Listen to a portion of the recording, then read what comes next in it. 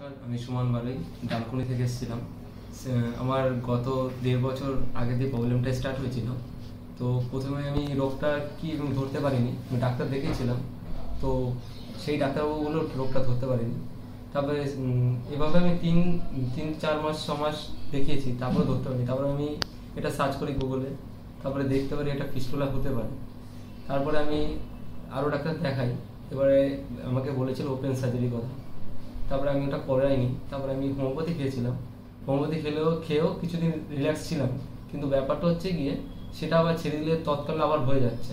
এরকম আমি অনেক কবার ভুগেছি। তারপরে আমি ডিসিশন নিয়েছি এটা অপারেশন করতে হবে, তাছাড়া এটা ঠিক সম্ভব না। তারপর আমি সার্চ করি নেটে কোথায় কি বেস্ট সার্জেন্ট আছে লেজার। তারপরে আমি এই স্যারের সন্ধান পাই। তারপরে আমি আসি আজার সালাম স্যারের কাছে নেট খুঁজে, কথাবার্তা বলে 1 মাস পর আমি ভিজিট করি। তারপরে যা যা হয়, তারপরে আমাকে ডেট দেওয়ার পরে লেজারের মাধ্যমে আমার অপারেশনটা হয়েছে। তখন কোনো ব্যথা ফথা কিছু হয়নি, এখনও কোনো ব্যথা ফথা কিছু হচ্ছে না। আর সামান্য গ্রেড যেমন থাকে, আমার যেমন গ্রেড 4 ছিল, একটু বেশি ছিল। তো সামান্য থাকলে সেটা যত তাড়াতাড়ি হয় তত তাড়াতাড়ি করানো ভালো, এটা নিয়ে ওয়েট করাটা ঠিক হবে না কারোই। যেমন আমি আরও আগে দেখাতাম, হয়তো আমার কম খরচে কম ইসে ঠিক হয়ে যেত, আরও তাড়াতাড়ি ঠিক হয়ে যেত।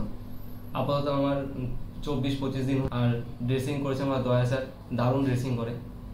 আবার এখন আমি আজকে দেখাতে এসেছিলাম, এখন কন্ডিশন ভালো আছে আগের থেকে অনেক।